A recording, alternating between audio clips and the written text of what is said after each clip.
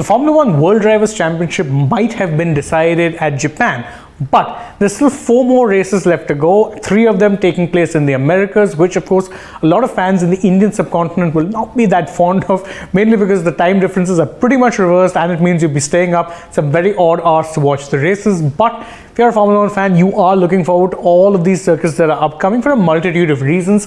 And we are of course starting with the circuit of the Americas in, you guessed it, the United States of America. So let's quickly take a look at what 5 major things we can actually look forward to in this particular race, because truth be told, there's not really that much to look forward to in terms of a title fight. Yes, the Constructors' Championship is still up for grabs, but even there Red Bull seem to be favorites at this point. So as I said, with the titles having pretty much either been decided or about to be decided, let's still take a look at what we think are 5 questions which we as fans should be asking ourselves ahead of this particular race. And we're starting with this man, Max Verstappen. The major question is, will his dominance be stopped in any way? Now, obviously, Verstappen through the first half of the season did have some issues. Remember, Red Bull's cars struggled with reliability. Ferraris were faster in the start of the season, but since the turn of the millennium, since the turn of the summer break, rather I should say, not the millennium, they have been on top. They have been dominating races, they've been dominating qualifying, so it really hasn't been much of a surprise when Verstappen actually ended up sealing that title in Japan. Now, the real question is, can their dominance be stopped? Because obviously the Ferraris they might not admit it, but they've actually looked a lot slow since those new floor regulations came in, and it doesn't seem like Mercedes are that close to actually breaking their lack of a race win anytime soon. More on them in just a bit. But it is hard to admit, but it's also true, is that Verstappen and Red Bull will very much be starting the favorites at Kota this year, and that any other result happening will actually rely on outside factors coming into play. The second question, of course, is what exactly is left for Ferrari in terms of them getting to play for, in the rest of the season. They've lost the Drivers' Championship convincingly. It does seem very likely that they're not going to be winning the Constructors' Championship either. So at this point, the key focus for Carlos Sainz and Charles Leclerc is to ensure that they can solidify their second place ahead of Mercedes. And yes, they do have a quicker car than Mercedes. And in fact, for the first half of the season, it was a race-winning car too. But the Ferraris were beset with a lot of reliability issues, and they haven't happened yet. But that's at least so far in the last few races. But that will be enough to worry anyone, because the time is ripe for one to happen.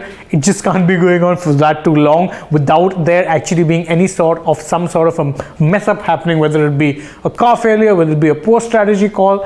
We'll see if anything of that sort happens. But for Ferrari, the main focus now going into the last few races is to salvage some pride, maybe get a race win or some solid results, and learn and be better prepared for the season coming ahead, because they cannot afford to have another campaign like it is that they've had this year if they want to go back to being a championship winning team.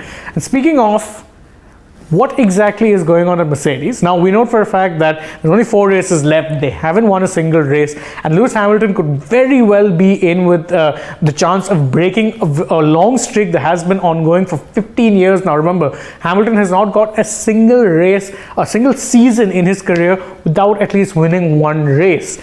Very much a danger of that happening here, because again, the Mercedes W13 has been a tricky car for them to get right, and more importantly, it hasn't really, despite there's been a lot of improvements in recent times, it's still very unpredictable in terms of where and how it will work really well.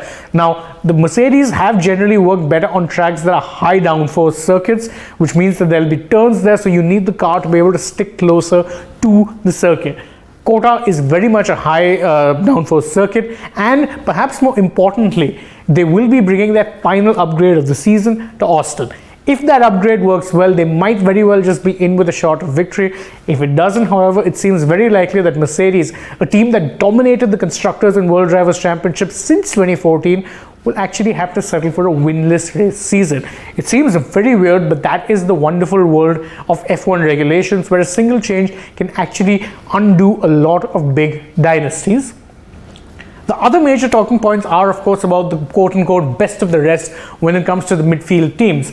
And the Alpines were up until recently ahead of the McLarens, but it's been a very back and forth contest, and truth be told, it really shouldn't, especially considering the fact that McLaren have only had one driver in some degree of form. Remember, Daniel Ricciardo has had a very poor 2022, and Norris really is one of the main reasons why McLaren are even in this battle at all. Of course, the other reason is the fact that the Alpines, despite them actually producing a better all-round car, them being a manufacturer team, which of course means they make their own engines and can thus best fit it and ensure that it's compatible to their car, they have been beset by a number of reliability issues, and that is why they've lost out on a lot of points finishes that they probably should have gotten in the first place. Now, obviously, they would be expecting that, those reliability issues go away sooner rather than later, but if it doesn't, then it might actually mean that Alpine will be struggling to finish fourth against a McLaren team that have in essence been running only one driver at full tilt. Remember, Ricciardo's season will be leaving, of course, McLaren at the end of the season. Seems increasingly likely he'll take a sabbatical. Where his head is at right now, we don't really know, but for Alpine, there's really no excuse for them not finishing fourth in the constructors this year, especially considering the kind of developments that they've made to their car, the kind of progress they've made through the season as well. And last but not least is who emerges as the team to watch out for in the remaining parts of the midfield. Now, obviously, there have been a lot of issues when it comes to the other teams. The midfield teams, certain of them started the season very well, particularly Haas and Alfa Romeo. However, both of them tailed off as the season wore on. The Alphas were beset by, a lot of reliability issues. Wonder where you've heard that one before. And of course, Haas, the one major upgrade that they bought to their car in the Hungarian Grand Prix has actually worked in the opposite way. They've become slower somehow.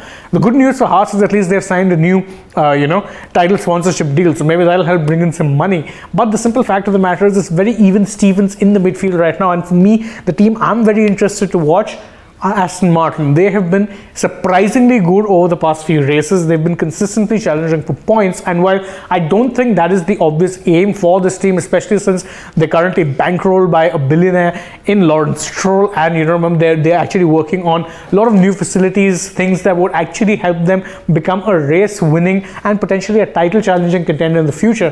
For now, it is a massive improvement for them considering how badly it is they started the season. That being said, stranger things can happen, and the Circuit of the Americas is a very raceable track, so we might just be in for some more good midfield action as well. And that is, of course, the 5 major questions that I have. What do you guys think? Are we going to see more Verstappen Red Bull dominance, or do you think there's going to be some sort of an upset? And who do you think is going to stand out the most in the midfield best of the rest teams? Let us know in the comments below, and don't forget to like the video, share it with your friends, subscribe to the channel, and tap the bell icon if you haven't already. And of course, don't forget to follow us on Twitter, Facebook, and Instagram. Thank you all so much for joining us in this video. As always, I've been Shane, and I hope to see you all join us through the day. But for now, goodbye.